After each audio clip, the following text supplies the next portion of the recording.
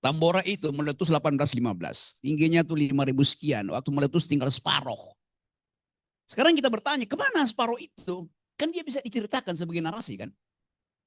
Kalau diterangkan misalnya gunung itu sudah meletus, 2 minggu kemudian baru Raffles tahu bahwa ada gunung meletus. Itu artinya tidak ada teknologi pada waktu itu untuk memberitahu gunung itu meletus, tinggal separuh tuh.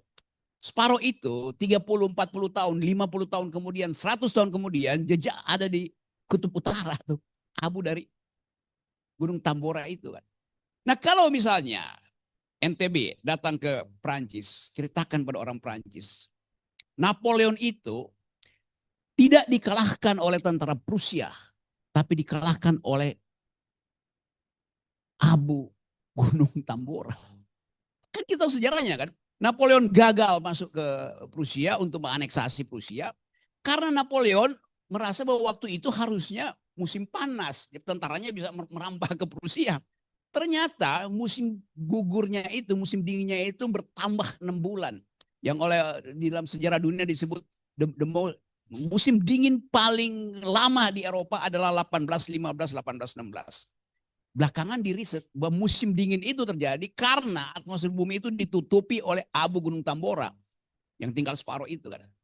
Jadi kita bisa katakan Napoleon hebat, tetapi Gunung Tambora mengalahkan Napoleon di Eropa. Itu namanya pikiran ekologis. Artinya kepak sayap kupu-kupu di hutan Amazon bisa menimbulkan badai di California. Itu namanya pengertian ekologis. Abu Gunung Tambora bisa mengalahkan tentara Prancis. Dalam ekologi namanya the butterfly effect.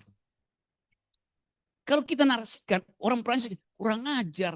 Gunung apa tuh Gunung Tambora? Datang mereka ke situ hanya untuk mengetahui, oh ternyata 1815, 1816 kita dikalahkan oleh Gunung Tambora. Walaupun pada waktu itu Napoleon adalah penguasa Eropa tuh.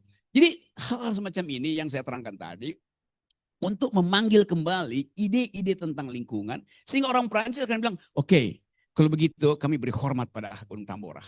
Karena hanya Gunung Tambora yang mampu mengalahkan kedirdayaan Republik Prancis. Mungkin dia akan invest di situ untuk menjaga Gunung Tambora itu supaya Tambora bisa dia ceritakan ke anak cucu orang Prancis itu kan. Kan ini hal-hal yang unik. Dan itu keunikan itu mesti di upload, dijadikan sebagai pengalaman historis.